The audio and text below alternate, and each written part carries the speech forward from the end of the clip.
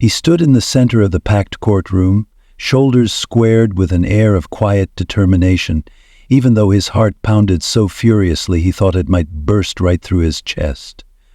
The judge banged the gavel once, restoring order to a restless crowd that had erupted into hushed murmurs the moment this unexpected witness stepped forward. Tall, wiry, dressed in a plain gray sweater and jeans, 17-year-old Jordan Adams was the last person anyone expected to see at a trial of this magnitude, especially not with an urgent declaration on his lips.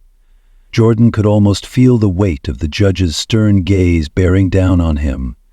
Judge Yvonne Rosario, a formidable woman known for her sharp wit and ironclad devotion to the letter of the law, stared at him with open skepticism, yet there was a flicker of curiosity in her eyes as well. "What is the meaning of this interruption?" Judge Rosario demanded, her voice echoing across the silent chamber. The defendant, a beleaguered office manager named Heather Cross, sat at the defense table looking both exhausted and bewildered. She'd been accused of orchestrating a fraudulent payroll scheme, allegedly embezzling money from dozens of unsuspecting employees in her company. But from where Jordan stood, something about the entire case just didn't add up.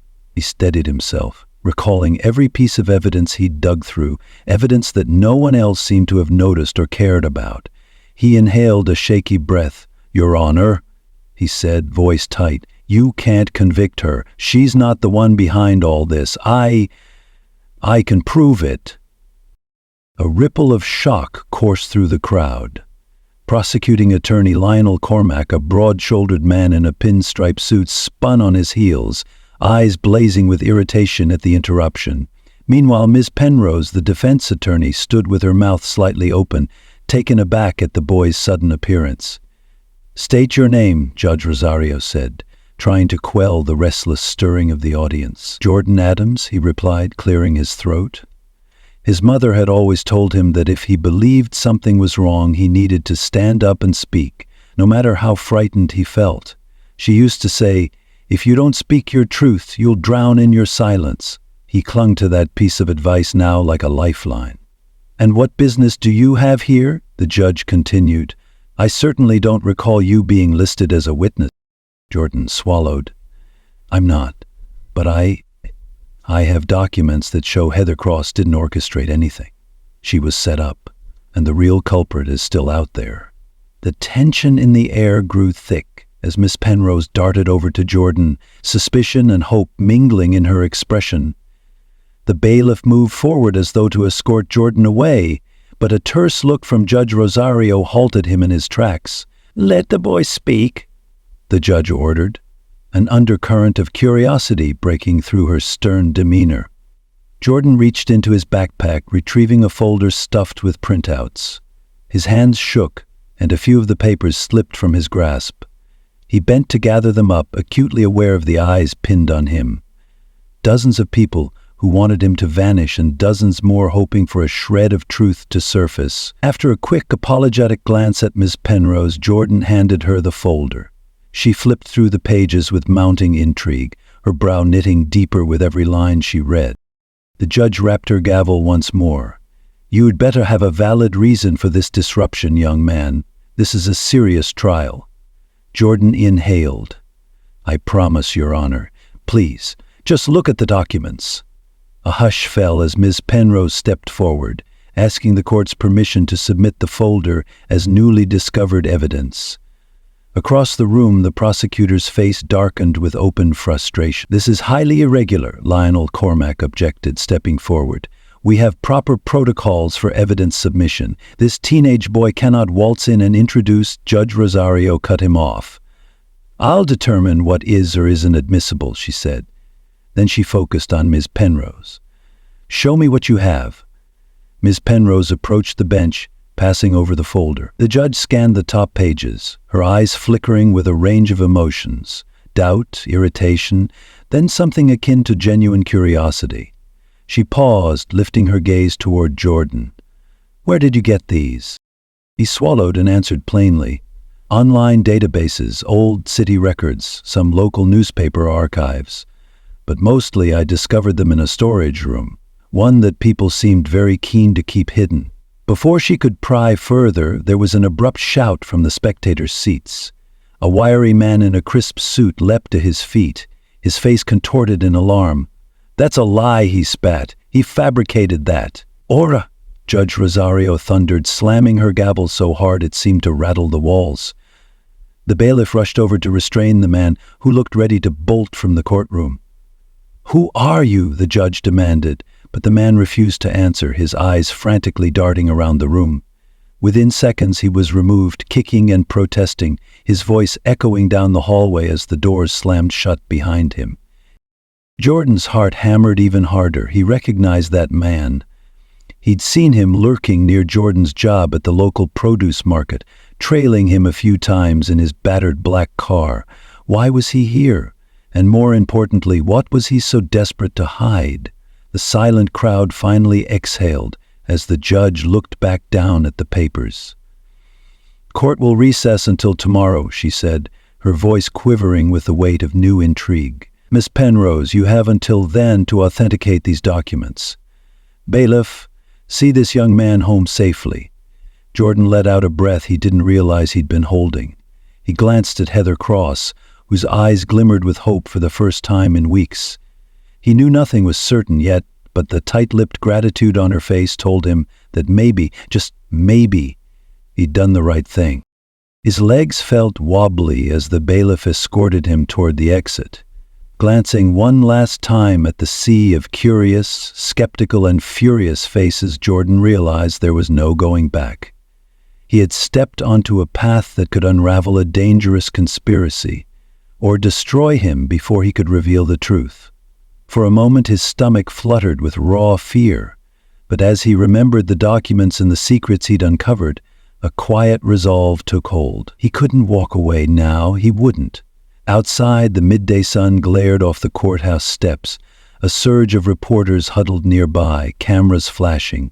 Jordan hunched his shoulders, trying to slip by unnoticed, but a few journalists caught sight of him. Microphones and questions attacked him from every direction. "Are you a witness? Is Heather Cross innocent? How did you find your information?" The bailiff did his best to shoo them off, which gave Jordan just enough time to duck into a side alley and catch his breath. He pulled out his phone to text his older sister, Jade. She was working a shift at the local diner, had probably watched him on a live broadcast if the news cameras were rolling. He typed a few shaky words. "I'm safe. We'll explain later." The phone buzzed almost instantly with Jade's reply. "You'd better. Meet me behind the diner after your escort. And please, Jordan, be careful." He let out a short laugh that held no humor at all. Careful? He had marched into a high-profile trial and basically called the prosecutors incompetent. A man had tried to sabotage him in front of the entire courtroom, and the real puppet masters were probably watching this spectacle from some hidden vantage point, planning their next move. Caution seemed like a luxury he couldn't afford. A short ride later, courtesy of the bailiff, Jordan found himself stepping onto the cracked pavement behind the diner where Jade worked. The smell of frying oil and day-old grease drifted across the warm air. His sister stood behind the rusting dumpster, arms folded across her powder blue uniform. She was 23, short and slight, but with an aura that had always made her seem unbreakable. Today, though, her usual confidence wavered. She stared at Jordan with anxious eyes. "Tell me everything," she commanded, "and I mean every last detail." He exhaled, running a hand through his scruffy brown hair. "Remember how I told you something was off about Ms. Cross's case? How all the evidence pointed to her guilt, but the timeline made no sense?" Jade nodded. "You said you found some anomalies in the public records." He nodded quickly. "Right. There were payroll logs that didn't line up with the dates she supposedly authorized those transfers. Stuff about shell companies, or at least accounts that bounce money around, and references to a name, someone pulling the strings. At first I just thought I was being paranoid, but the more I looked, the more it screamed. Frame job." She pressed her lips into a thin line. "So you decided to waltz into court and blow it wide open all by yourself?" Jordan blushed, his frustration twisting in his chest. "Jade, no one would listen to me otherwise. You saw how the press and the attorneys were ignoring all the holes in the case? It's like they wanted a quick conviction. She studied him with a mixture of exasperation and pride. You're too stubborn for your own good. What's your plan now? Jordan swallowed. The judge gave Miss Penrose until tomorrow to authenticate the documents. They'll need the real sources, not just my printed copies. Trouble is, I got a lot of it from, well, he hesitated, remembering the dark corridors of a derelict building he'd snuck into last week, guided by a cryptic tip from an online forum. Let's just say it wasn't an official channel. Some of the files were hidden in a locked supply room in a building that's supposed to be condemned, but lights were on and it looked like someone had been running a small operation from there. Jade's eyes widened. You broke in somewhere? Shh, Jordan hissed. I had a tip, and it paid off. But obviously the defense needs a better chain of custody if the judge is going to admit any of it. She let out a slow breath. Jordan, do you realize how dangerous this is? He nodded, eyes drifting to the memory of that wiry man in the courtroom. Someone's definitely watching me. They've been following me for days, lurking outside my after-school job, and today at the trial that man was probably planted to sow doubt, or worse. Jade put a hand on her hip. I have half a mind to march you home, lock the doors, and let the authorities handle this. They won't handle it, Jordan said, raising his voice. A passerby glanced at them curiously and he lowered his tone. That's the problem, Jade. From what I've found, there's a bigger fish out there, someone with enough pull to make evidence vanish. If we don't push this from the outside, Miss Cross is going to prison for a crime she didn't commit. And you know what Mom always said? A silent witness to injustice at all. His sister sniffed, blinking back tears that threatened to form. Mom would be proud of you, she whispered, her voice catching. But she'd also want you alive. Remember what Dad used to say? Courage is fear that has said its prayers. Just don't let your fear or your courage get you in over your head, okay? Jordan cracked a wry smile, holding back a surge of emotion. It's a little late for that. She released a weary chuckle. Let me finish up my shift. I'll get off in an hour and we can figure out a plan. In the meantime, go somewhere safe, not that dusty old garage you call your investigation headquarters, and don't let anyone follow you. He nodded, hugging her briefly before slipping out of the alley. He was just rounding the corner to head home when he heard a faint voice from behind. Hey, kid. He froze. That voice, soft, vaguely menacing, made the hair on the back of his neck rise. He turned slowly. Sure enough, there stood a tall figure in a well-tailored navy suit, leaning against the diner's brick wall. The man's expression was unreadable, his gaze unwavering. Jordan forced a casual tone. Can I help you? The man took a step forward, each polished shoe shining under the flickering street lamp. Help me? No, I doubt that. But maybe I can help you. He paused, his grin a little too tight. I hear you're quite the sleuth. Uncovered some interesting documents. A cold sweat beaded at Jordan's temples. I don't know what you're talking about. The man laughed softly, a humorless sound. Let's skip the charade. We know you've been digging around where you shouldn't. You're resourceful. Could be a valuable trait if used correctly. Or a liability if you keep barking up the wrong tree. Jordan tightened his fists, refusing to show how rattled he felt.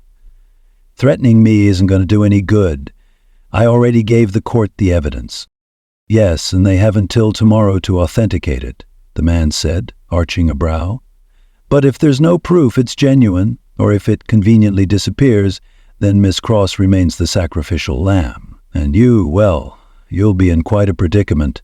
He took a business card from his suit pocket, flicked it so it landed near Jordan's feet.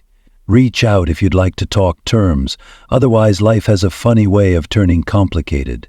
You might want to consider that. With that, he slipped into a sleek black sedan, engine purring as it disappeared down the street, leaving Jordan standing there, knees trembling. He glanced at the card. A single name was etched in silver letters. Bryant Keene. No phone number, no company name, just that. The presence of it felt like a dark omen. Some middle-aged folks say if you dance with the devil, you'd best not waltz too long. Jordan felt the sting of those words. He wasn't dancing yet, but he was definitely in the devil's line of sight. Clutching his backpack, he broke into a run, weaving through side streets until he reached the tiny shared apartment he had with Jade. Their parents were gone, Mom having passed from a sudden illness 3 years back, Dad having left them both even earlier than that, and there was no one else in the world they could lean on except each other. The building was old, the hallway dim. Jordan unlocked the door, slipped inside, and threw the deadbolt behind him. He exhaled shakily, flipping on the lights. The living room was cramped, a second-hand couch dominating the center, a cheap coffee table littered with stacks of notes, half-eaten takeout, and Jordan's laptop. The place looked like the lair of an amateur detective who had no concept of cleanliness. He shrugged off his backpack and slumped onto the couch. Adrenaline still coursed through him, making his hands tremble. Quickly, he grabbed his laptop, launched his secure folder, and scrolled through the digital copies of everything he'd found. Suspicious spreadsheets, hidden references to accounts in offshore banks, email snippets that hinted at intimidation and hush money. The deeper he scrolled, the more convinced he became that Ms. Cross was a patsy. But something else caught his eye, a reference code he didn't remember seeing before. It was nestled among the lines of a particularly dense ledger. Intrigued, Jordan tried to parse it. It looked like a random string of letters and numbers, but repeated multiple times in varying contexts. Could it be a clue to the identity of the true orchestrator? He typed it into a search, but all he got were fragments, operational budget approved by division, and partial mentions of a certain corporation's name. Then, at the bottom of a hidden PDF, the words leapt out, Matthew Cole Holdings. A chill coursed through Jordan. Matthew Cole was one of the city's wealthiest figures, known for building an empire in logistics and real estate. If Cole's company was involved, that meant big trouble. People had tried to investigate him before, but they always ended up facing legal or personal hardships that magically stopped them in their tracks. Jordan rubbed a hand over his tired eyes. He recalled an old saying from one of his mother's favorite books. When you stare into the darkness, sometimes the darkness reaches back. Cole had the resources to bury an investigation with a snap of his fingers. Yet if he was connected to this scheme, that might explain the willingness of so many to throw Ms. Cross under the bus. She was an expendable nobody next to a tycoon's reputation. He was startled by the door unlocking. Jade entered, looking flushed, her hair pulled into a tight ponytail. She slammed the door behind her, chest heaving. "I saw him," she panted. "That man in the suit. Brian Keene, right? He left just before my shift ended." Jordan jumped to his feet. "He confronted me outside, Jade. He basically offered me hush money or some sort of arrangement." She steadied herself, face tightening with concern. "Did you take it?"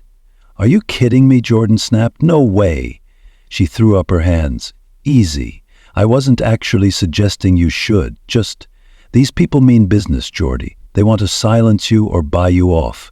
And if you don't give in, they'll find another way." He hated hearing that tone of despair in her voice. She was always the tough one, the unshakable pillar.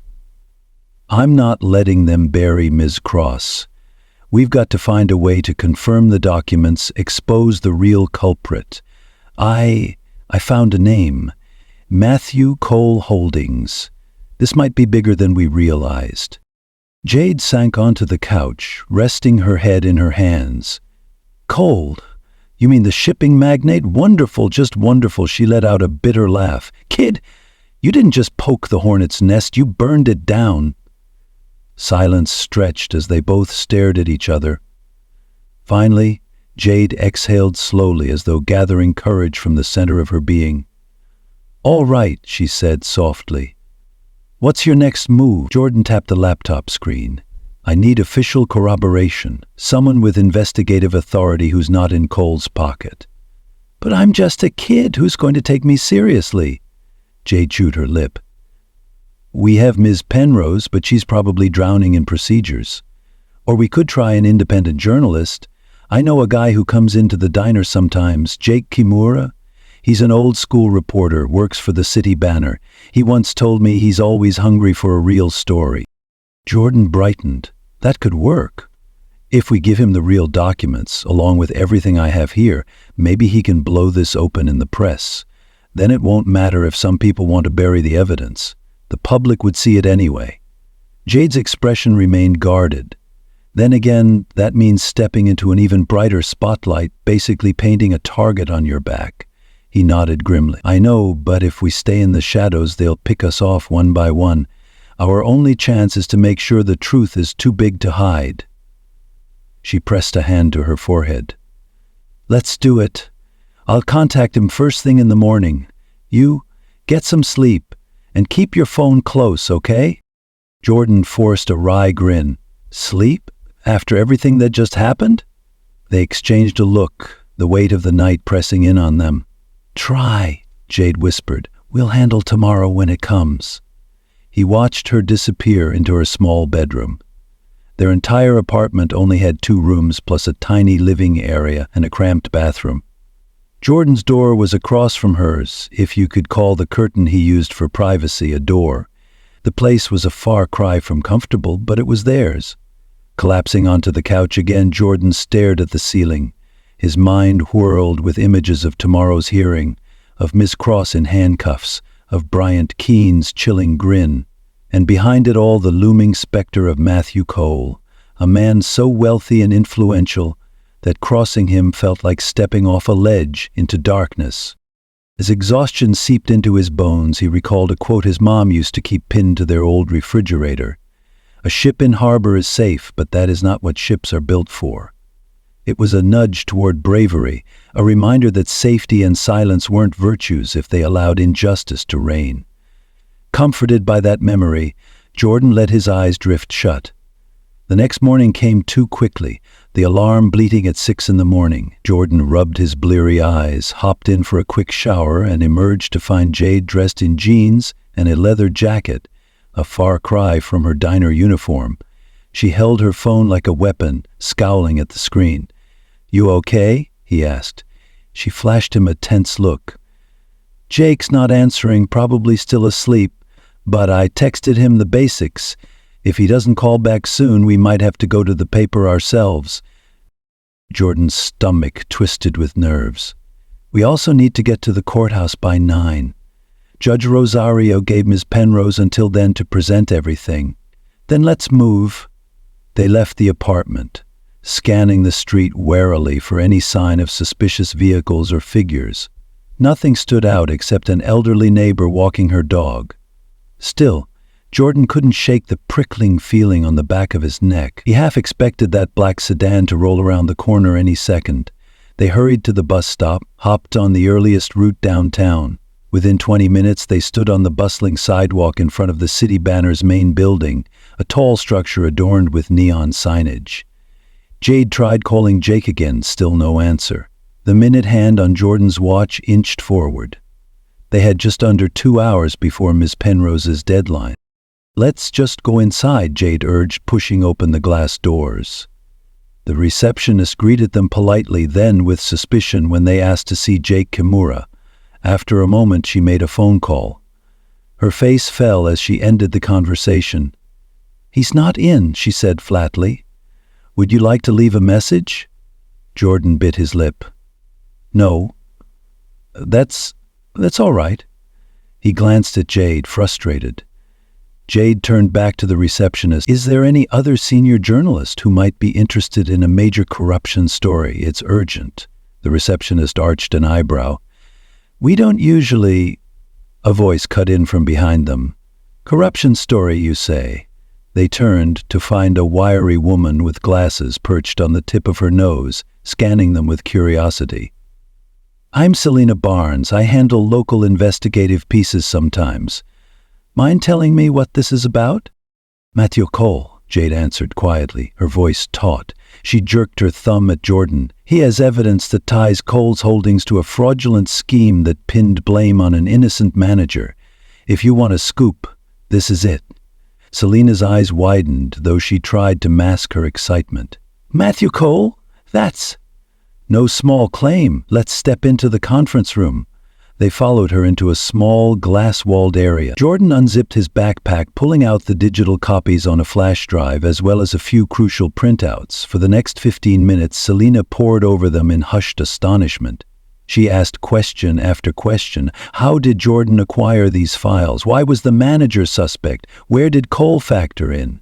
Jordan kept his answers concise. He was aware every second ticking by ate into the time he had to help Ms. Cross in court.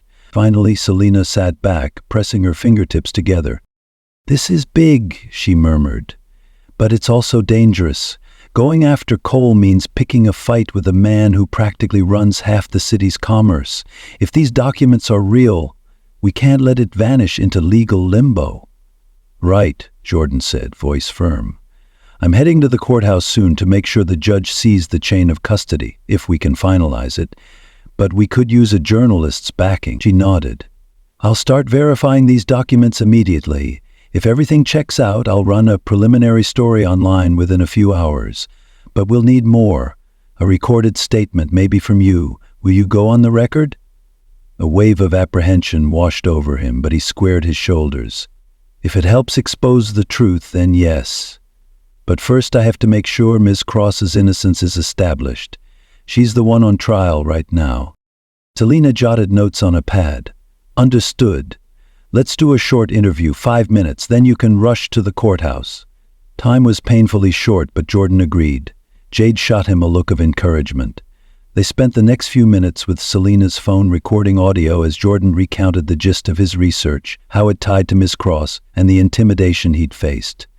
He stumbled over his words, but Selena urged him on with quiet reassurances.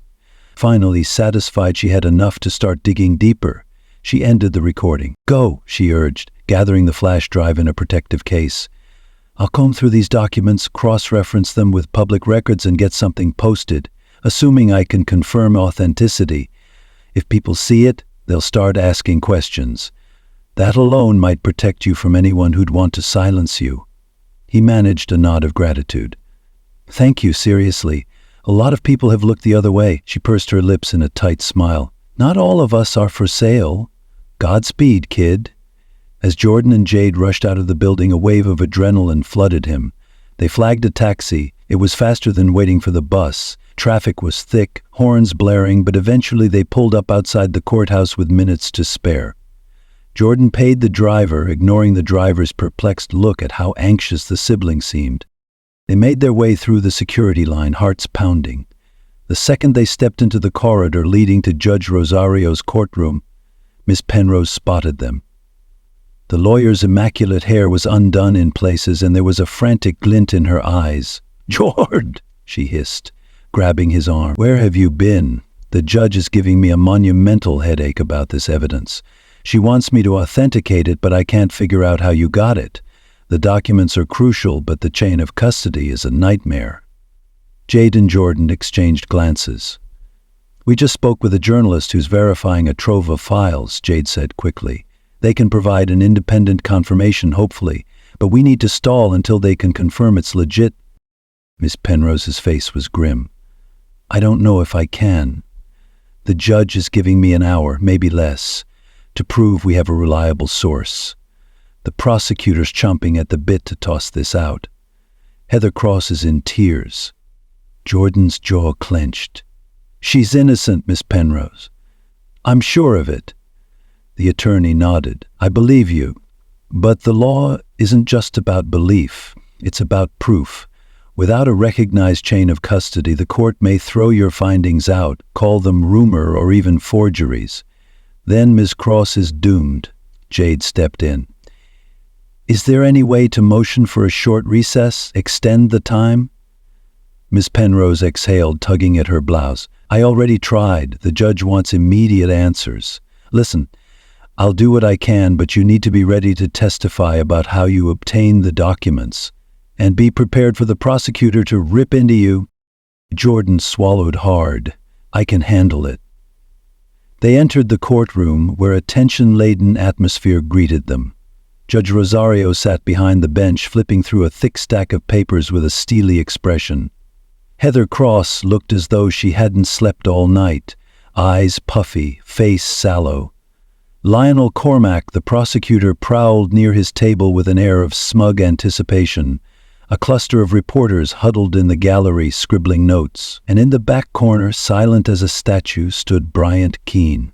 Jordan's pulse spiked. Of course he'd be here.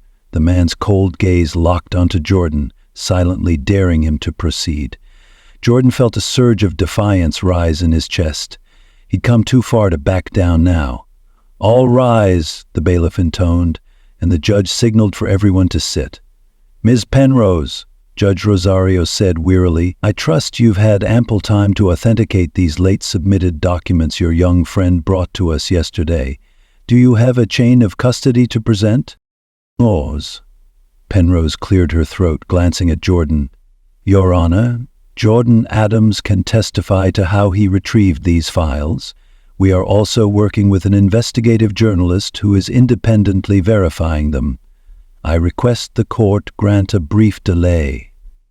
Cormac interjected, "This is ridiculous. We can't stall this trial because of some teenage wannabe detective who claims to have evidence from who knows where." Judge Rosario raised a hand. "One at a time, please. I am not interested in letting this become a circus. However, I do want to see if there's anything valid in these claims. In the interest of justice, I'll allow the boy to speak, but no more games, Miss Penrose."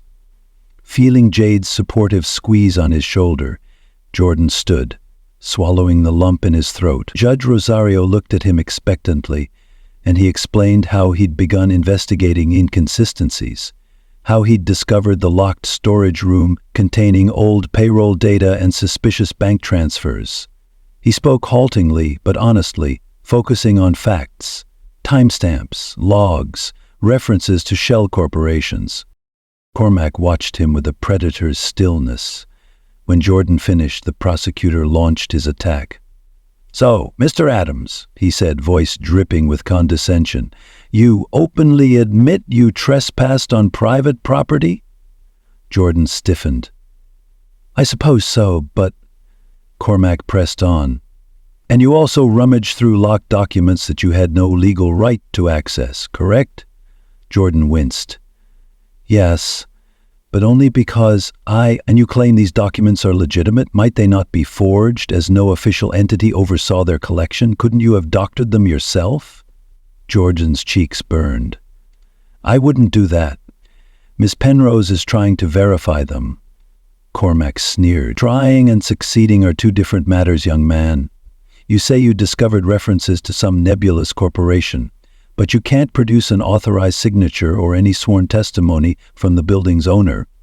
Everything you present is hearsay, gleaned from an illegal break-in." Miss Penrose's voice rang out. "Objection, Your Honor. Characterizing my client's witness as a criminal for simply seeking evidence is prejudicial." The judge's eyes narrowed, flicking between them. "Overruled, Miss Penrose. The boy has admitted to trespassing. But let's not get ahead of ourselves. Mr. Adams, do you have anything conclusive that directly exonerates Miss Cross?" Jordan swallowed, a bead of sweat sliding down his temple. He clicked his phone, opening a message from Selena Barnes. She'd sent him a link moments ago. He prayed it contained some validation. He cleared his throat. "Your Honor, if I may approach the bench, with new evidence from an investigative reporter?" Cormac groaned loudly. "Another delay tactic." Judge Rosario waved him off. "Proceed, Mr. Adams." Jordan stepped forward, phone in hand, where a newly published online article showcased a snippet of the files referencing Cole's involvement. Miss Barnes from the City Banner has started verifying the data.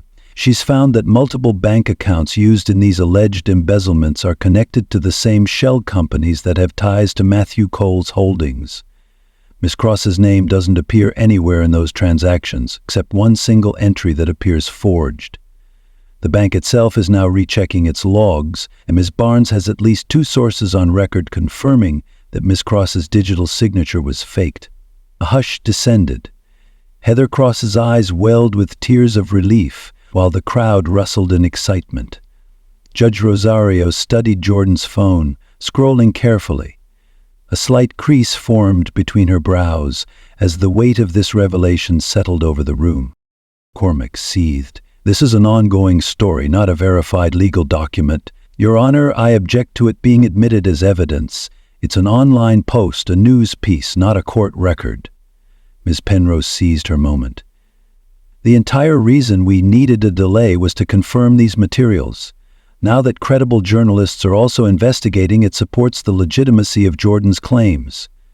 If the bank logs do indeed show Ms. Cross's signature was forged, that's exculpatory." Judge Rosario let out a slow breath. "Mr. Cormac, I won't allow Ms. Cross to be railroaded if there's plausible evidence pointing to her innocence. I'm granting a temporary recess to allow Ms. Penrose to contact the bank. If they confirm the forgery, this changes the entire direction of the trial." Cormac sputtered. But, Your Honor." "Enough," the judge said, voice like steel. Then she turned to Ms. Cross, who seemed too stunned to speak. "Ms. Cross, you are still under suspicion, but these revelations can't be ignored. Court is in recess. We'll reconvene once Ms. Penrose has more details." She banged the gavel, and a swirl of murmurs filled the room as people rose and drifted out. Jordan slumped against a nearby bench, exhausted. Jade rushed over, hugging him fiercely. "That was intense," she breathed. "But I think it worked." Jordan felt a trembling sense of victory. He'd done it. He'd stalled the trial long enough for the press to catch up, and now Miss Cross might actually get a fair shot. Yet he couldn't help noticing that one person had disappeared. Bryant Keene. Where had he gone? A short time later, Miss Penrose found them in the corridor. Her face was flushed with both excitement and worry. "We reached a bank official who's looking into the logs right now, but it might take a few hours or even a day for them to formally confirm everything." Jade sighed. "What does that mean for Miss Cross in the meantime?" "She's still in legal limbo," Miss Penrose replied. "At least the judge is giving us time. But there's a catch. If the bank drags its feet, or if someone tries to tamper with the logs, we might lose our chance. We need to keep the pressure on. The more public attention we get, the less likely it is that anyone can hush this up." Jordan nodded. "I'll do whatever it takes. Maybe we can feed more info to Selena Barnes or find more sources. People need to see Cole's involvement." Miss Penrose squeezed his arm in gratitude. "You're remarkable, Jordan, but be cautious. These are powerful people." He forced a smile. "I know." Jade checked her phone. "I gotta get back to the diner soon. My shift starts. But I can be late if you need me." Jordan shook his head. "Go. I'll be okay. I'll talk to Miss Penrose about next steps." She looked reluctant, but after a brief hug, she departed. Miss Penrose went to speak with Miss Cross, so Jordan found himself alone in the hallway, wrestling with a swirl of emotions: triumph, fear, uncertainty. His phone buzzed, and he frowned at the unknown number. A text flashed. "They're trying to bury the bank logs. Hurry, Espy." He blinked. Espy must be Selena Barnes. How had she gotten his number? Well, Jade might have given it to her, or she'd gleaned it from earlier. If she was right, if someone was moving to alter or destroy the logs, that meant time was running out. He had a wild thought. Could he get to the bank itself? Track down the logs in person? It was insane. He had no official capacity. But maybe if he confronted whoever was in charge, made enough noise, they'd think twice before doing something illegal. It was risky, but Miss Penrose needed concrete confirmation. And if the logs disappeared or got doctored, Miss Cross would be done for.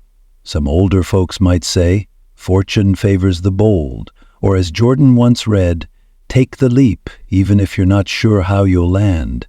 With resolve burning in his gut, he grabbed his backpack and made for the exit. He'd figure out which branch handled Miss Cross's accounts, show them the reference codes, demand that they secure the data. Sure, it was a long shot, but waiting passively felt like handing victory to the corrupt. As he stepped outside, he had the eerie sensation of being watched.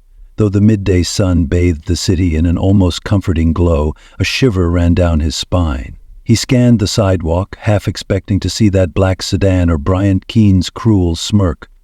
Nothing stood out in the crowd. He set off at a brisk walk, heading toward the financial district. He'd have to be quick.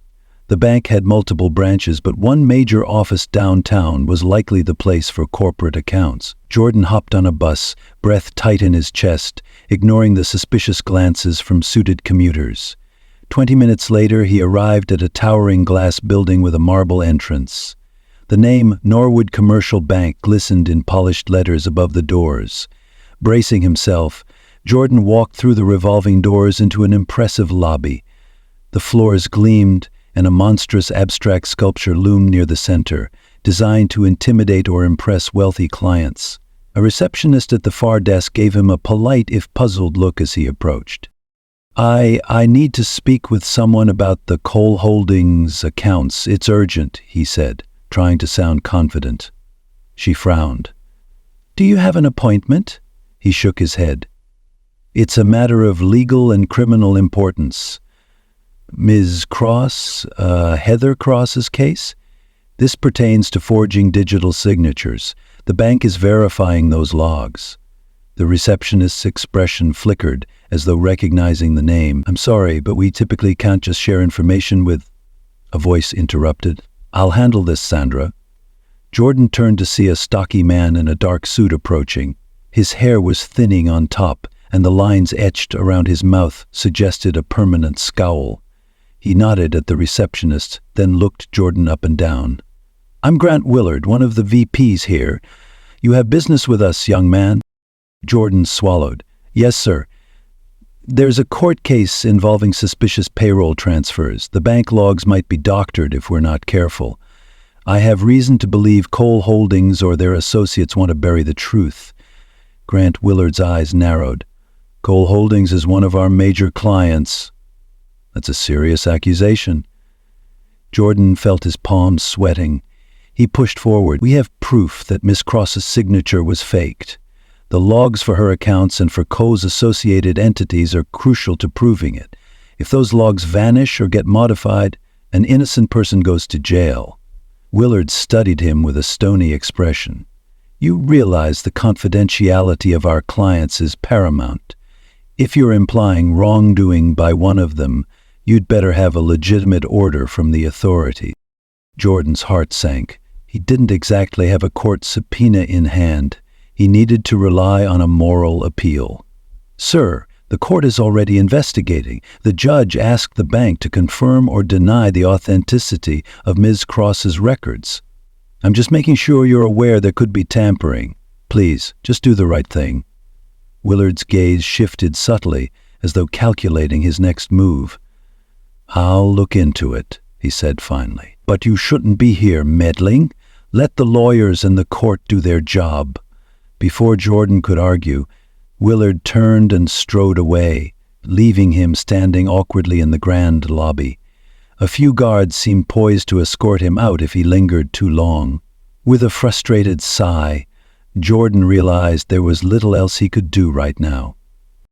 He spun on his heel to leave and froze at the sight of a face from his nightmares. On the far side of the lobby, leaning against a column as though it was the most natural thing in the world, stood Bryant Keene. The man offered a tight, humorless smile when their eyes met. Fear clawed at Jordan's insides. How long had Keene been there? Had he overheard everything? Jordan made a beeline for the exit, forcing himself not to run. He swore he could feel Keene's gaze drilling into his back, sensed the man's quiet amusement at Jordan's desperation. Outside, the city's noise felt jarringly normal. He looked around, uncertain if someone would follow him. Where to next? The courthouse wouldn't reconvene until the bank gave its report. Jade was at work. Ms. Penrose would call if anything developed. Selena Barnes was presumably busy verifying his documents. He ended up wandering the streets, a swirl of conflicting thoughts in his head. He paused at a small coffee shop, stepping inside for a drink. The place was warm, the air scented with cinnamon and espresso. He found a corner table and opened his laptop, scanning for any updates. On social media, he saw that the city banner had posted a brief article questioning Miss Cross's guilt, referencing leaked documents that hinted at a bigger conspiracy. Under the comments section, half the people called it sensationalism, the other half demanded an official inquiry. That tension was exactly what Jordan wanted, to keep the story in the public eye. He posted a quick comment himself urging caution and truth, though using an anonymous handle to avoid drawing more attention. "There's more to this story, stay tuned," he wrote. A new direct message popped up from a user named TruthSeeker30 saying, "Watch your back. They silence anyone who stands in their way." He closed the laptop, uneasy. But fear wouldn't help Ms. Cross. Reassuring himself that the best defense was more exposure, he decided to see if Miss Penrose had heard from the bank. Time to circle back to the courthouse just in case. An hour later, he stood outside the massive stone edifice again, shading his eyes from the afternoon sun. The security line was longer now, busy with the swirl of people attending various cases. He sent Miss Penrose a quick text, letting her know he'd arrived. She replied promptly, "Bank official claims they need more time. Judge extended recess till tomorrow morning. Where are you?" Jordan exhaled in frustration. So it was postponed. He texted, "I'm outside. We'll meet you in the main hall." He slipped past security, noticing the tension on the guard's face when they recognized him from earlier. He found Ms. Penrose near a bench, rummaging through her briefcase. Heather Cross stood beside her, looking frail but determined. The woman clutched Ms. Penrose's arm as though it was a lifeline. Jordan approached, offering a faint smile. "Are you okay, Miss Cross?" She tried to answer, but tears welled in her eyes. She cleared her throat. I'm trying to be. I saw that article from the city banner, thank you. You saved my life, Jordan, and I mean that literally." He wasn't sure how to respond, so he just nodded. Miss Penrose closed her briefcase. "We need that bank official to confirm the forgery. The judge is giving them until tomorrow. If they don't come through, we'll rely on Ms. Barnes' work. But that might not be enough to shut down the prosecutor if the official logs vanish or are tampered with." Heather clutched a small tissue in her hand, twisting it nervously. "If they don't come through, I'll be indicted by the end of the week, won't I?" Miss Penrose squeezed her shoulder. "We'll fight it, but it'll be an uphill battle." Jordan's jaw set. That bank VP Willard seemed cagey, but I confronted him. He knows they're being watched now. He can't hide behind ignorance. Ms. Cross nodded quietly, though fear lingered in her expression. "I never thought my life would come to this, pinned for a crime I didn't commit. They threatened me, anonymously at first. I thought it was a sick joke. Then money started disappearing and the paper trail pointed at me. I was too naive to suspect it was a setup until it was too late. I guess it was easier for them to choose me, a mid-level office manager, nobody important." The despair in her voice cut at Jordan's heart. He remembered his own confusion when he realized no one else was piecing together the puzzle. Why was justice so fragile in the face of cunning manipulation? He laid a hand on her forearm. "We're not giving up. We'll find that proof." Miss Penrose cleared her throat. "Court's adjourned for the day, so there's no reason to linger. Heather, let's get you home. Jordan, you should do the same. You've done more than enough, and you've put yourself at risk." He wanted to argue, but recognized the exhaustion in Ms. Cross's eyes. They all needed rest. He exchanged contact info with Miss Penrose so they could keep each other updated. Then he watched the two women depart, Miss Penrose guiding her client gently down the marble steps. Once again, Jordan felt the sense of emptiness swirl around him. One day bought them time, but nothing guaranteed victory. He headed home, wearing a baseball cap to keep a low profile. This time, no one jumped out at him, and he didn't spot any telltale black sedans trailing behind. By the time he opened the apartment door, Jade was already there, rummaging through the fridge for leftovers. She waved a container at him. "We have day-old stir-fry or day-old pizza. Choose your poison." He cracked a small smile. Pizza, obviously. They sat at the cramped kitchen table and he recounted his trip to the bank, the postponement of the hearing. Jade gnawed on her lip. "I wish we had more muscle behind this. Mrs. Penrose is decent, but even she seems out of her depth." Jordan nodded. "I was thinking about E. Gray. You remember reading about that whistleblower from Kohl's Corporation a few years back? Some ex-security consultant who tried to expose environmental violations at one of Kohl's factories? The name was never released, but rumor said it was someone codenamed E. Gray. Maybe we can find them, get them to talk. Jade looked intrigued.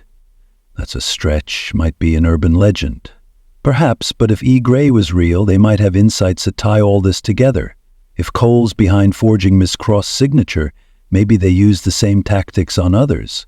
Having a whistleblower confirm that could blow the case wide open. Jade tapped her fingers on the table. All right. How do we find them? And do we have time to chase rumors when tomorrow's hearing is crucial? Jordan frowned. Selena Barnes might have some investigative tools. Or we can search online for references to E. Gray. I'll do that now. They spent the next hour sifting through forums and old news archives, searching for any clue. Occasionally, Jade sighed. We're chasing ghosts, but Jordan pressed on. Then, almost by accident, they discovered a small blog post from 2 years prior. The writer claimed to have met a Gray who provided insider documents about shady deals at Cole's shipping yard, but the post ended abruptly after stating that the writer had received legal threats. No contact info, no direct leads. At least it's something, Jordan murmured. We know E. Gray existed, or still exists, and that they tried to blow the whistle before. Jade stared at the screen, reading between the lines. If they're still out there, they might be the key to proving Cole orchestrates these crimes. Jordan nodded. I'll see if Selena can dig deeper. She's more connected. Meanwhile, we hope the bank logs come through tomorrow. They both fell silent, the magnitude of their quest settling in. The tension was suffocating. Jade rubbed her temples. What about you? You look like you're about to collapse. He shrugged, weariness carving lines into his brow. I'm okay, just worried. She reached over and squeezed his hand. Me too, but we're in this together, okay? He squeezed back. Yeah. Together. That night, Jordan slept fitfully, haunted by nightmares of men in suits setting fire to entire rooms full of evidence while Miss Cross screamed for help. He woke in a cold sweat, heart pounding. It was nearly dawn. He realized he wouldn't sleep anymore, so he rose, made coffee, and stared at the city skyline through their small window. Traces of pink and orange streaked the horizon, a fragile promise of a new day. He found himself recalling a line from a battered old book of quotes Jade kept. The darkest night is often the bridge to the brightest tomorrow. For a moment, he allowed himself to believe it. Maybe that tomorrow was today, with a bank official stepping up to do the right thing. Maybe. By 7, Jade was up, scowling at the clock. I have a short shift at the diner, then I'll meet you outside the courthouse. Don't do anything reckless until I get there. He smirked faintly. Who, me? Reckless? She rolled her eyes and left. Jordan inhaled the last of his coffee, steeled himself, then headed downtown. The courtroom was scheduled to reconvene at 9 sharp. Miss Penrose would be there, hopefully with an official statement from Norwood Bank. The corridor outside the courtroom was abuzz with anxious chatter when he arrived. Miss Cross was absent, probably preparing quietly somewhere else. Miss Penrose stood conversing with a thin man in a suit who wore a bank ID tag. Jordan's pulse jumped. Could that be the representative? He sidled closer, trying not to interrupt. He caught fragments. The logs do show. Not conclusive yet, need more data from the server. Miss Penrose looked agitated. The man from the bank eventually walked off. Miss Penrose spotted Jordan. Not the best news, she admitted. They see a mismatch in the digital signature, but it's not a smoking gun. They claim they need server backups to fully confirm a forgery, and it might take days. Jordan's stomach dropped. Days? We don't have days? She pressed her lips together. Exactly. Meanwhile, the prosecutor will argue that no official conclusion can be reached and push for a verdict. We might buy another short delay, but not indefinite. Just then, Miss Cross emerged from a side room, expression tense. Her hands fidgeted with the same tissue from yesterday. Jordan felt an overwhelming urge to reassure her, but words failed him. He just nodded to show solidarity. Finally, the doors opened and they all filed in. Judge Rosario took her seat, face as impassive as ever. Once everyone was settled, she addressed Miss Penrose. Counsel, Do you have an update from Norwood Bank regarding the authenticity of these logs? Miss Penrose stepped forward. Your Honor, the bank representative has found inconsistencies indicating Ms. Cross's digital signature may have been replicated. However, they require additional server backups to confirm. They can't provide a conclusive statement this morning. Lionel Cormack interjected smoothly. In other words, Your Honor, there is no concrete proof that Ms. Cross's signature was forged. The prosecution moves to proceed with the trial and finalize. Objection! Miss Penrose cut in. The bank's partial findings warrant an extension. If Miss Cross's signature was indeed cloned, that is highly exculpatory. We cannot convict an innocent woman just because the verification process is slow. Judge Rosario's gaze moved to Miss Cross, who trembled at the defense table. Then her eyes swept over to Jordan. He felt a surge of guilt, as though the judge was silently questioning whether his evidence amounted to empty claims. She tapped her gavel lightly, leaning forward.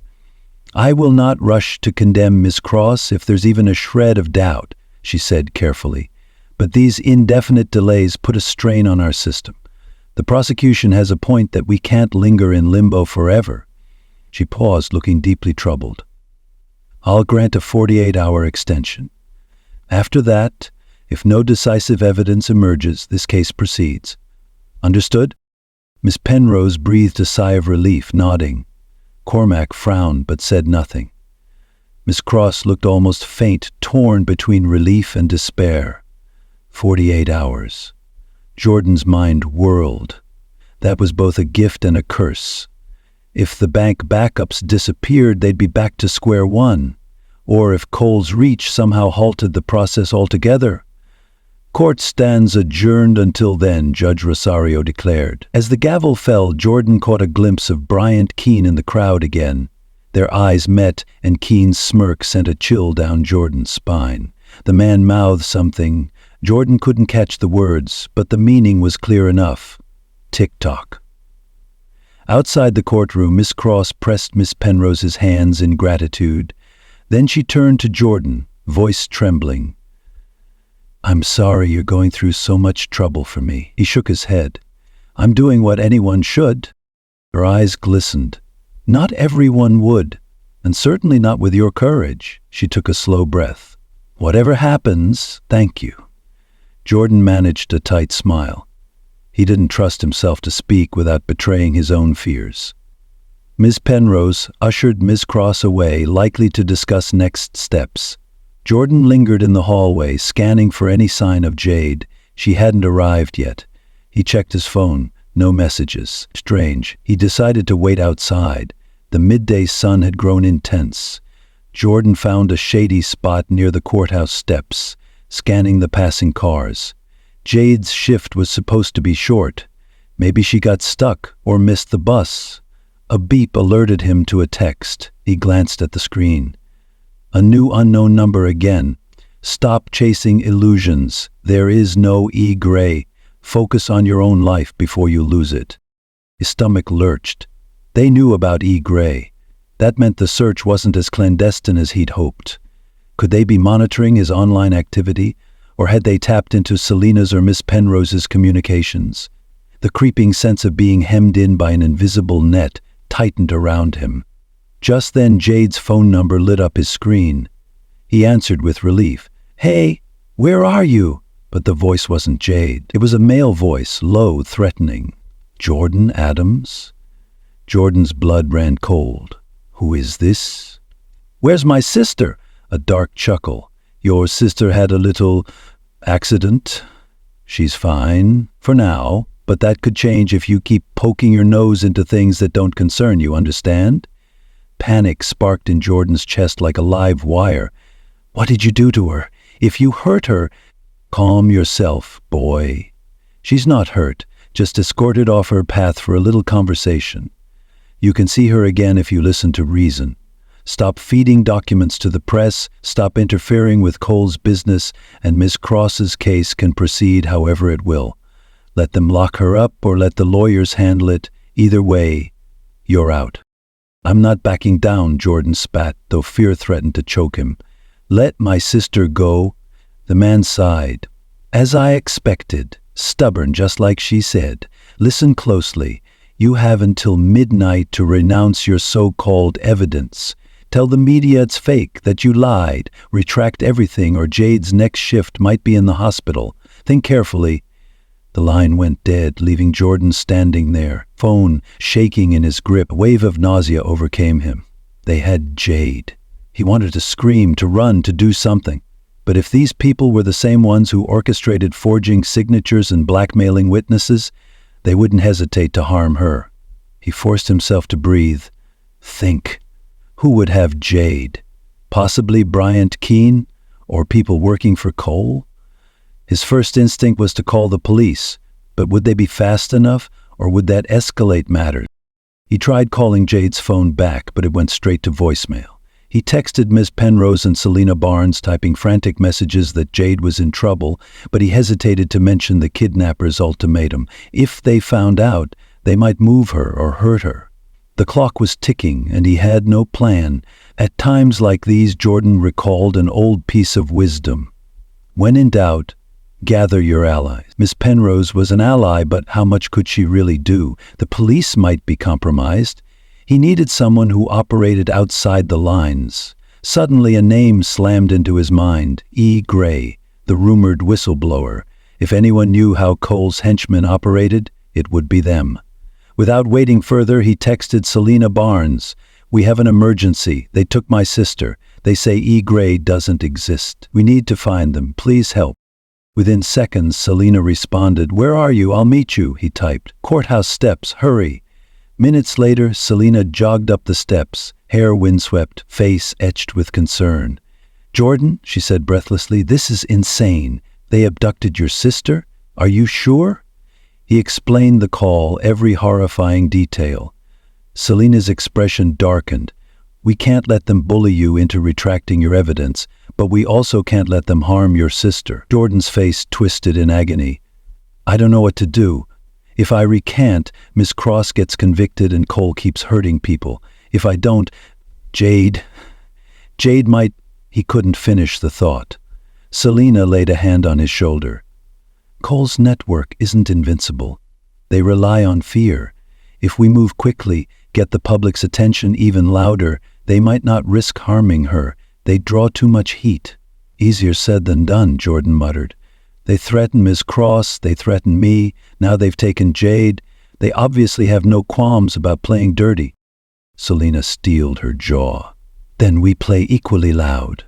If we publish everything we have, documents, your testimony, Ms. Cross's statements, immediately the city will be in an uproar. The kidnappers will know any harm to Jade only cements their guilt. It'll be a nuclear option. Jordan faltered, his mind racing with the possibility of them hurting Jade in retaliation. But maybe Selena was right. If the kidnappers realize the entire city is watching, harming Jade might become too risky. His phone buzzed again with a text from that unknown number. Time's ticking. Don't get clever. He shuddered. We have to do it. I'll publicly accuse Cole, show every piece of evidence. Then maybe the city demands Jade's release.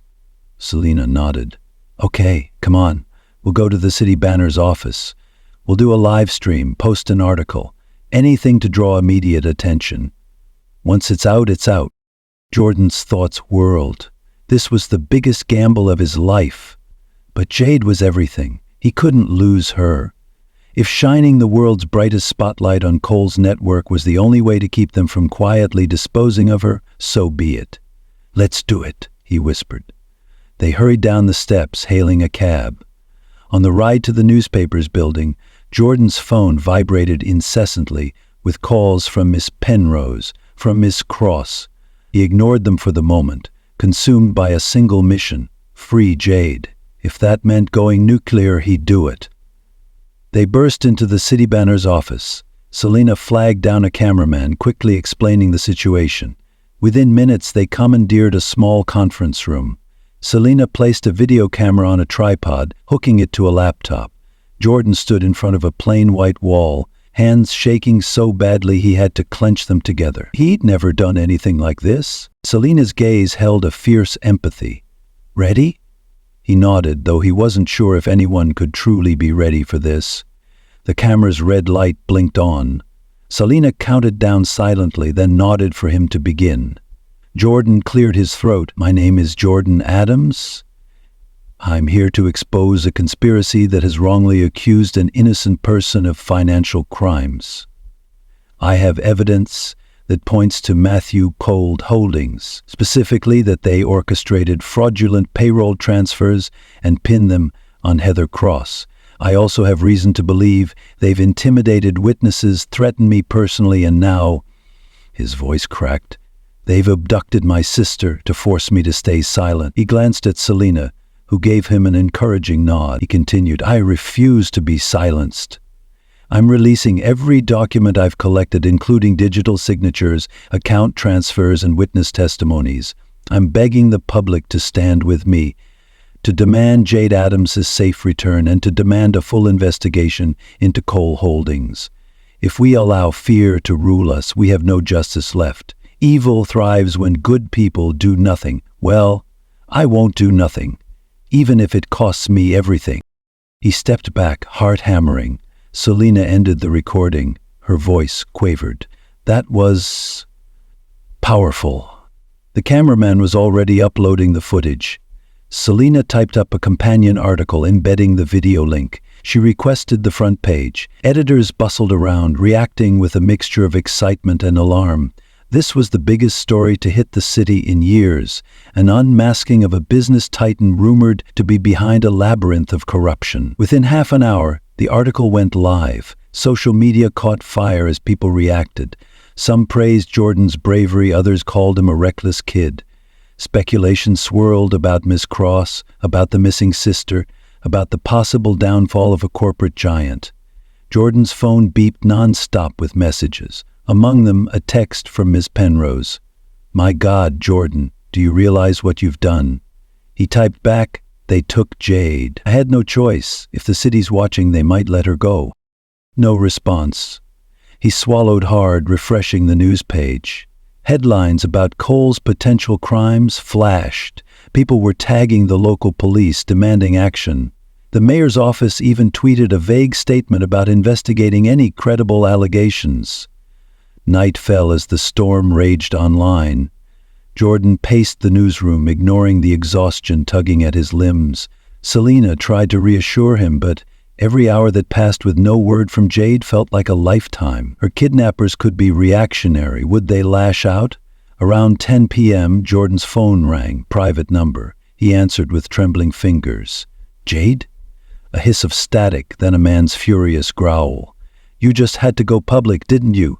Jordan's heart leapt into his throat. "Where is she? Let me talk to her." Muffled noises, then Jade's trembling voice. "Jordy, I'm okay.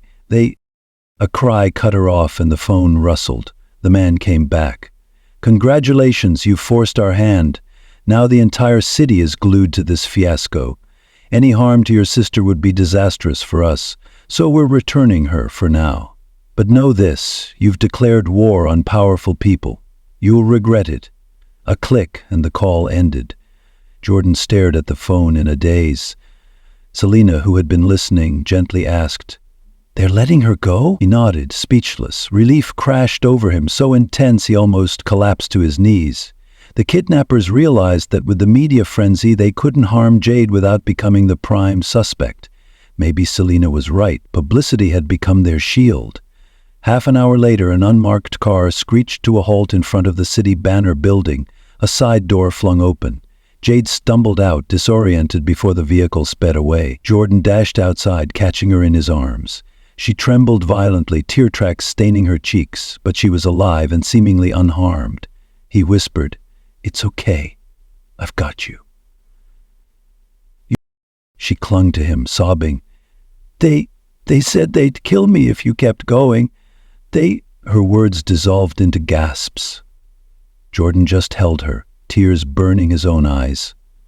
"You're safe now. They can't touch us. The whole city's watching." Reporters inside rushed out with cameras, but Selena swiftly shooed them back, giving brother and sister space. Eventually, paramedics arrived, checked Jade's vitals, Aside from dehydration and shock, she was physically unharmed. A detective, also summoned by the uproar, tried to take their statements, but Jade could barely speak. Jordan explained the kidnapping. The detective looked uneasy, glancing around as though mindful of who might be listening. Cole's influence was pervasive. Jordan recognized that wariness, but at least some official record was being made. Through it all, Jade's hand gripped Jordan's as though letting go would send her spiraling into darkness. He stayed by her side, refusing to yield. If Cole's lackeys wanted to cower behind threats, they had lost that advantage. The city had them under a microscope now. They spent the remainder of the night in a safe location provided by the city banner, an old storeroom converted into a makeshift lodging. It wasn't fancy, but it was far from prying eyes. Jade dozed fitfully on a cot, jerking awake at the slightest noise. Jordan sat nearby, scrolling through the explosion of coverage. Hashtags about Cole's corruption soared to the top of local trends. Rumors flew that the district attorney was opening an immediate inquiry, that the governor's office demanded answers. A swirl of negativity, speculation, and outrage consumed the public discourse. By morning, fresh developments flooded in. One particularly stunning update reported that the Norwood Bank's servers had suffered an overnight crash, wiping out certain account logs. Some media outlets hinted it might be sabotage. Regardless, the bank's official statement remained inconclusive about Ms. Cross's forgery. That was the last piece needed for her vindication, and it was seemingly gone. Selena joined Jordan and Jade, offering them coffee. Her face was grim. Cole's people must have destroyed that data. They're severing the last official record that could exonerate Ms. Cross. Jade, still shaken, said in a hoarse voice, "Then how do we prove she didn't sign off on that money?" Selena patted Jade's shoulder gently. "There might be a backup, or an employee who has an offline copy. We need a whistleblower, someone inside the bank or inside Cole's circle, who can come forward with the truth." She paused, eyes flicking to Jordan. "Like E. Gray, if they exist." Jordan nodded. "Yes. That's our final hope. Because the hearing reconvenes tomorrow, we got an extra 48 hours. Now it's less than that." Selena sighed. "I'll keep searching my networks. This story is blowing up, so maybe someone with knowledge will see it and come forward." Just then Jordan's phone chimed. He expected more threats or supportive messages from strangers, but the number was new, an out-of-state area code. The text read, "I've seen your broadcast. If you truly want the truth about Cole, meet me at the Crescent Motel off Highway 10. Come along, I can show you where the offline backups are. E. Gray." Jordan's eyes widened. He passed the phone to Selena and Jade. "Is this real?" Selena frowned. "No way to know until we get there. It could be a trap." Jade stared at him, horror creeping into her features. "You are not going alone, Jordan. They literally just kidnapped me. This could be the same people." He set his jaw. "But if this is E. Gray, we need them. Miss Cross needs them." "Then I'm coming too," Jade insisted, her voice trembling but resolute. Selena stepped in. "That's not wise. Jade is vulnerable right now, and if they said come alone..." Jade bristled. "I don't care what they said. I lost a day of my life in some warehouse with these monsters. I'm not letting Jordan walk into their hands by himself." Selena considered. "We could go with you but stay hidden, watch from a distance. If it's a trap, we call the police. If it's legit, we let you talk to them." Jordan nodded. "That might work, but we have to be careful. We only have until tomorrow morning to produce evidence. If E. Gray can show us a path to the offline backups for the bank logs, that's our last shot." They agreed to leave mid-afternoon. The Crescent Motel was about an hour's drive away, nestled near a truck stop. They borrowed a vehicle from the newspaper's pool, a beat-up sedan that wouldn't attract much attention. Jade insisted on sitting in the back, arms crossed, face set in grim determination. The drive was tense, silence broken only by occasional directions from Jade's phone. Rain began to fall lightly, pattering the windshield. The highway was emptier than usual, giving the ride a surreal, isolated feeling. Jordan tried to keep calm, replaying what he'd say to E. Gray if indeed it was them. He'd learned from a quote once, "Sometimes the only way forward is to leap, not knowing if you'll land." This was that leap. When they arrived at the Crescent Motel, it looked exactly like a place where secrets thrived. A row of peeling doors, flickering neon sign, a quiet parking lot with just a few trucks. Selena parked behind a large dumpster near the side, out of immediate sight. The plan was for Jordan to go to the designated room alone, while Selena and Jade stayed a short distance away. Jordan got out, feeling the drizzle tap his hair. He glanced at Jade, who mouthed, "Be careful." He gave a quick nod, then headed to room number 6 as the text specified. The battered door was closed, the curtains drawn. He rapped gently. The door cracked open, revealing a sliver of a face, a middle-aged individual with silver-streaked hair, sharp features, and haunted eyes. They wore a dark jacket and spoke softly. "Jordan Adams?" He nodded. "E. Gray?" The figure let him in. The motel room smelled stale, with threadbare carpets and a single flickering lamp. The door locked behind him, sending a jolt of unease through his spine. But the stranger stepped back, raising empty hands in a gesture of peace. "Sorry to drag you out here," E. Gray said in a low tone that crackled with tension. "But after your broadcast, I knew you were sincere. I've been collecting evidence on Cole for years, but every time I got close to exposing him, he destroyed my career, had me living in the shadows." Jordan studied the figure. "You used to work for him?" A rueful smile. "Yes. Security analyst. I discovered irregularities in shipping manifests, environmental violations, financial crimes. I tried going to the authorities once, but Cole's legal team crushed me. I had to vanish, but I never stopped collecting data. That's what I do." "Then you know about Miss Cross being framed," Jordan said, heart hammering. "And the destroyed bank logs?" E. Gray nodded. "Cole orchestrated that. He has a contact in Norwood Bank who helps bury certain transactions. They must have wiped the server logs last night.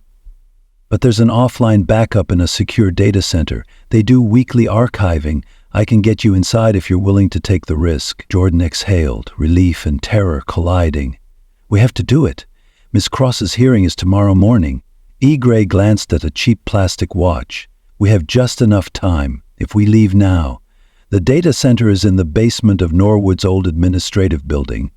Security is minimal at night, just a guard or two, if that. But if word reached them that you're coming, they might beef it up." A swirl of dread twisted Jordan's gut. "I mean, let me text my friends so they know." E. Gray raised a hand. "Careful, if you text anyone, Cole's people might intercept. Keep it quiet until we're done. The best defense is speed. By the time they realize we're in there, we'll have the backups." Jordan hesitated. He wanted to warn Jade, but recognized E. Gray's logic. The more people who knew, the bigger the chance of a leak. "All right, let's go." Outside, Jade and Selena watched from a distance. They saw Jordan exit the motel room with E. Gray, walking to an older sedan parked near the far end. Jade tensed. "Should we follow?" Selena bit her lip. "We agreed to give him space, but this is suspicious. Maybe we trail them from a safe distance." Jade nodded firmly. "Yeah, let's do it." And so a quiet caravan formed. E. Gray and Jordan in the lead, with Jade and Selena following, at least a block behind. The rain continued lightly, the evening sky darkening to a deep gray. The tension in Jade's car was palpable. Soon enough, Jordan realized E. Gray was headed back toward the city. They took an industrial exit, pulling up to a towering nondescript building. The sign read Norwood Admin Annex, with a chain-link fence surrounding it. E. Gray parked in a small side lot. Jordan's heart thumped. "How do we get in?" "They never changed my old security code," E. Gray said, voice quivering with both excitement and fear. "Follow me." Night had fully fallen, and the building's perimeter lights cast eerie yellow pools on the wet pavement. Jade and Selena remained at a distance, engines off, trying to remain unseen. They watched Jordan and E. Gray slip around to a side entrance. Jordan's nerves sizzled. What if there's an alarm? E. Gray punched in a numeric code on a digital keypad. every beep sounding thunderous in the silence. We'll have a minute or two before they notice anything strange, if at all. Let's hope they haven't updated the system. The door clicked and they slid inside. They found themselves in a dim corridor lit by flickering fluorescent tubes. E. Gray led Jordan through a maze of hallways to an old freight elevator. "This goes down to the basement," E. Gray whispered. "The data center is behind a locked cage. I have a key card that might still work." Jordan pressed the elevator button, mind flashing to the quote from an old detective novel. "In the quest for truth, every step is lit by lightning or..." Right now it felt like all shadow. The elevator rattled downward, passing floor after floor until it jerked to a halt at the basement. The doors slid open with a squeal, revealing a bleak concrete hallway. A dull hum of machines droned from somewhere around the corner. They moved carefully, footsteps echoing. Jordan's mouth felt dry as dust. If a guard found them, would they get arrested, or worse, would Cole's men show up with guns? At the end of the corridor, they reached a steel door labeled Data Storage. E. Gray scanned a battered keycard. A green light winked, and the door unlocked. They slipped inside, hearts pounding. Rows of servers and storage units lined the walls, blinking lights in an otherwise dark chamber. The temperature was cool, a faint hum filling the space. E. Gray headed for a locked metal cabinet. "Offline backups are in here." Jordan kept watch at the door while E. Gray pried open the cabinet with a small crowbar. The lock snapped with surprising ease. Inside, a series of external hard drives and labeled tapes were neatly organized. E. Gray sifted through them, lips moving silently as they read labels. Finally, they pulled out a drive marked with last week's date. "This should contain the logs from Miss Cross's accounts. It's a weekly snapshot of everything in the system." "Great," Jordan breathed, relief flooding him. They turned to go, but the door to the data room suddenly slammed open. A security guard in a crisp uniform stood there, flashlight in one hand, the other hand drifting toward his holstered gun. "Freeze! Who are you? This area is off limits." Jordan's heart lurched into his throat. E. Gray raised both hands. "Sir, we had clearance to come in here. We needed old backups." The guard shook his head. "No one told me. Put that drive down, step away." Jordan cast a desperate glance at E. Gray, then took a shaky step forward. "Please, we're not stealing anything. This is evidence for a legal case. If you check with..." Before he could finish, the guard's walkie-talkie crackled. A voice came through. "We have an intruder alert in the basement, backup en route. Secure them." E. Gray's face paled. Jordan realized that if backup arrived, they'd lose the drive or get arrested, and Miss Cross's last hope would vanish. No, this couldn't happen. Summoning courage from the depths of his fear, Jordan lunged forward, grabbing a nearby rolling cart and shoving it at the guard. The guard stumbled back, losing grip on his flashlight. "Run!" E. Gray shouted. Clutching the precious drive, they dashed past the guard, out the door and back into the corridor. The guard recovered quickly, shouting into his walkie-talkie. Alarms began to wail. Jordan's heart hammered with raw panic. They sprinted to the freight elevator. As they waited for the ancient machinery to respond, footsteps thundered behind them. The guard and two others turned the corner, guns drawn. Jordan's mind shrieked with terror. Then, with a ding, the elevator opened. He and E. Gray dove inside, slamming the button for the ground floor. Bullets pinged off the metal doors as they slid shut. Jordan gasped, adrenaline roaring in his veins. The elevator rattled upward. E. Gray clutched the drive to their chest. "We can't go out the main entrance. They'll be waiting." "Then how?" They both looked at the overhead hatch. E. Gray stepped on the elevator's railing, unlatched it, and climbed through. Jordan followed, arms trembling. On top of the elevator car, hot machinery and darkness greeted them. E. Gray popped open a side panel on the elevator's shaft. "If we can pry this open on the next floor, maybe we can slip out." A moment later, the elevator lurched to a stop. They forced the doors open from inside the shaft, revealing a deserted corridor on the second floor. Clambering out, they made a beeline for the nearest stairwell. More alarms echoed, but no one was in sight yet. Bursting through the door into the chilly night, they found themselves in a side alley next to the building. Rain stung Jordan's face. A single guard stood watch, but he was facing the other way, scanning the lot. E. Gray motioned for Jordan to crouch behind a dumpster. They inched toward a gap in the fence. Suddenly, a set of headlights flashed. Selena's car. Jade's anxious face appeared in the passenger seat. Jordan's heart soared with relief. They must have come closer when they heard the alarms. E. Gray and Jordan raced to the fence, hopped it, ignoring the chain link scraping their hands. Jade flung the back door open and they dove in. "Go, go, go!" Jordan shouted. Selena floored the gas, tires squealing on wet pavement. In the rear view, Jordan glimpsed the guards sprinting after them, but they were already speeding away. Jade twisted around, eyes blazing with concern. "What happened? We heard shots." E. Gray let out a shaky laugh, holding up the drive. "We got what we came for." Selena exhaled, shoulders sagging with relief. "You're insane, but you did it." Jordan stared down at the drive, the final piece that could prove Ms. Cross's innocence. "We have to get this to Ms. Penrose right away." They drove to the city banner first, knowing the police might converge on their apartment. In a quiet corner of the newsroom, E. Gray plugged the drive into a secure laptop. One by one, they extracted the archived logs. Sure enough, they found Heather Cross's account history for the relevant dates. And there, in crisp digital clarity, was the mismatch. Her signature timestamp overlapped with an entirely different session in the system, proving it was forged data.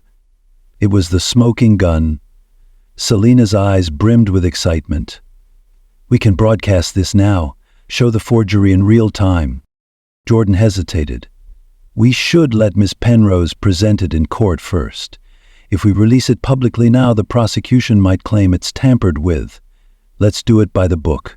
We'll still break the story the second Miss Cross is exonerated." Selena agreed. E. Gray insisted on staying hidden. "Cole has too many eyes.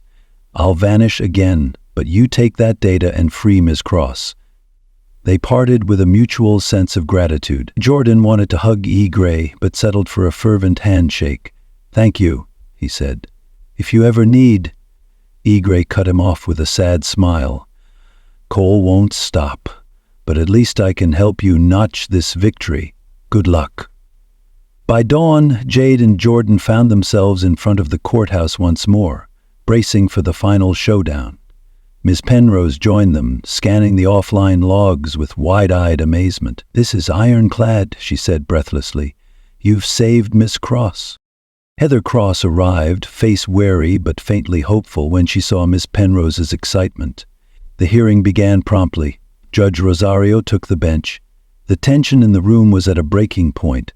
Lionel Cormack sneered, presumably confident in the server crash. But Miss Penrose stepped forward, presenting the offline backup drive with formal chain of custody statements and multiple verification steps from the city banner's tech staff. Cormack tried to protest, but once Ms. Penrose displayed the discrepancy in Ms. Cross's digital signature, spelled out in the archived logs, the entire courtroom fell silent. The forging was undeniable. Cormack's arguments shriveled, and, in a moment of solemn triumph, Judge Rosario dismissed all charges against Heather Cross. A hushed ripple of relief spread through the onlookers. Some even clapped, an unorthodox show of applause in a courtroom. Heather Cross wept, hugging Ms. Penrose. Judge Rosario hammered the gavel, announcing Ms. Cross free and the potential for a new criminal investigation into the parties behind the forgery. Jordan slumped back in his seat, tears pricking his eyes. The city had woken up to a new reality, one where Matthew Cole's iron grip had been pried loose. Within days, the district attorney's office launched a formal probe, spurred by both the explosive media coverage and the unassailable offline data. High-profile arrests followed, including that of Bryant Keene and several Cole Holdings executives. Matthew Cole himself was indicted soon after, charged with conspiracy and fraud. Despite a legion of defense lawyers, the evidence was too vast to ignore. A week later, Jordan, Jade, and Miss Cross appeared on multiple news outlets. Miss Cross expressed profound gratitude to Jordan, humbly stating that he'd saved her life and restored her faith in justice. Jade stood next to her brother, voice still shaky from the trauma of her abduction, but resolute in praising his unbreakable spirit. Jordan felt embarrassment at the spotlight, but recognized it was necessary to deter any last-ditch retaliation. In the aftermath, the city banner ran a heartfelt editorial praising a boy who refused to stay silent. Even Judge Rosario released a statement reminding the public that the integrity of the justice system depends on ordinary citizens daring to speak the truth. And E. Gray? They slipped back into the shadows. But Jordan held on to the hope that one day that mysterious whistleblower would find peace too. On a crisp, sunlit afternoon, Ms. Cross invited Jordan and Jade to a small gathering at her modest home.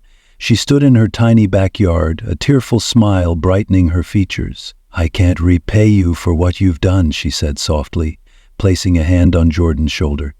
"But I can promise I'll pay this kindness forward." Jade, leaning against the fence, nodded in agreement. "That's all we can ask." Heather Cross walked inside for a moment, returning with a small, old photograph. "This was me 10 years ago," she said with a bittersweet laugh. "I believed in building a future for the employees at my company, never imagining I'd be framed.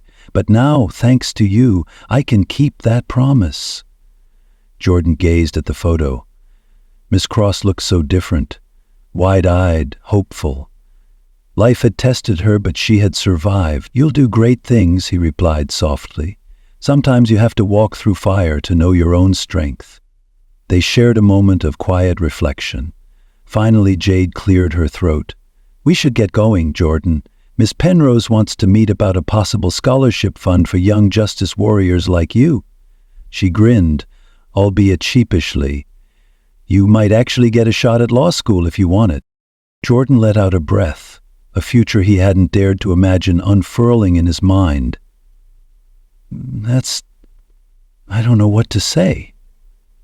Heather patted his shoulder. "Say yes. The world needs more voices like yours, fearless in the face of corruption."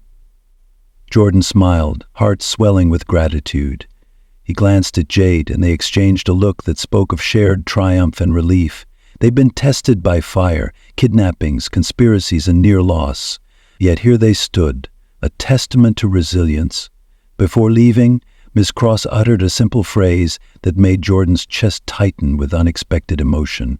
"Remember, storms make trees take deeper roots."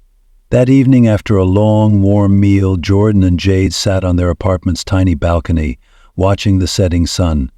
A gentle breeze carried the distant noise of the city, a city that for once seemed a little more just. Jade leaned her head on his shoulder. "You did it, little brother." He slipped an arm around her. "We did it.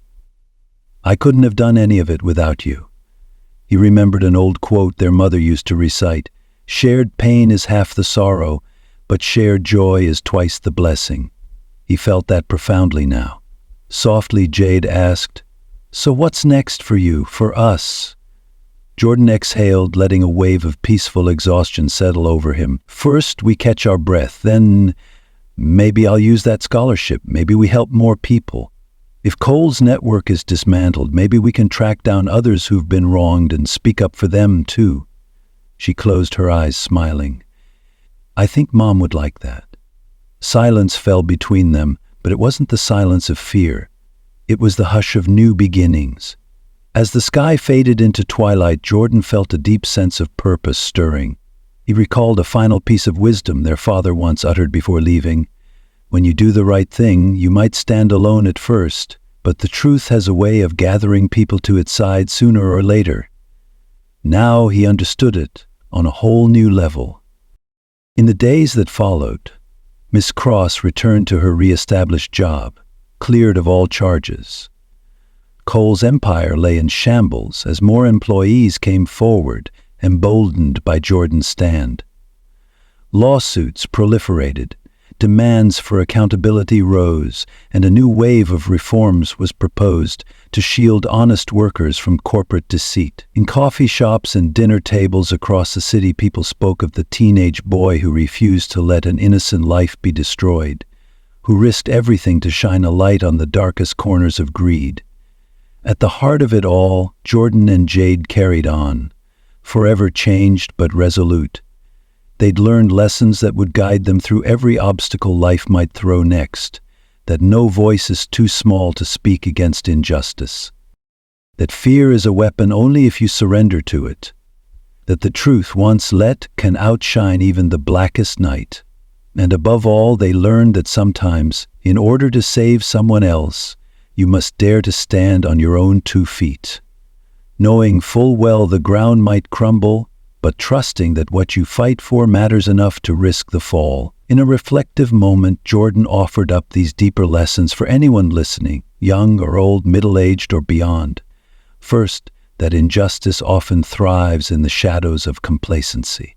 As the saying goes, the only thing necessary for the triumph of evil is for good people to do nothing. He discovered that one determined individual, no matter the age, can disrupt the agenda of the most powerful adversaries. Second, that love and loyalty shine brightest when darkness presses in. Jade's unyielding support and unwavering faith saved him more times than he could count. Family, by blood or by choice, is an anchor in chaos. Third, that courage is not the absence of fear, but the will to act despite it. Old proverbs remind us, courage is fear that has said its prayers. In standing up to wealthy tyrants, Jordan felt terror at every turn, but pressed on because doing nothing was worse. Fourth, that truth is a stubborn force. Attempts to bury it may succeed for a time, but it resurfaces, often with greater impact than before. The offline backup that E. Gray helped obtain proved no lie can stand forever when facts are brought to light. Finally, that the smallest spark of hope can ignite a revolution of change. A single teenage boy with no resources but a laptop and a conscience toppled a giant. And though the aftershocks would reverberate for years, a city's eyes were opened and justice found a foothold. On that note, Jordan often recalled a quote from a battered old book his mother cherished. "Faith is taking the first step, even when you don't see the whole staircase." It was that faith in people and principles, in the unyielding power of truth, that carried them through, and it can carry anyone if they choose to wield it.